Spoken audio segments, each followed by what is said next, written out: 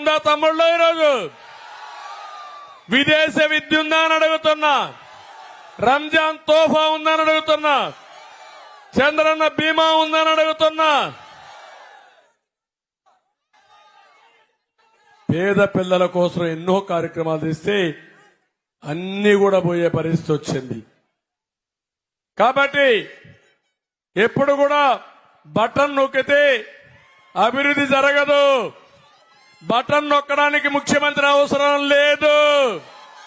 మన ఇంట్లో ఒక బామ్మను పెడితే బటన్ నొక్కమంటే నొక్కతానే ఉంటుంది.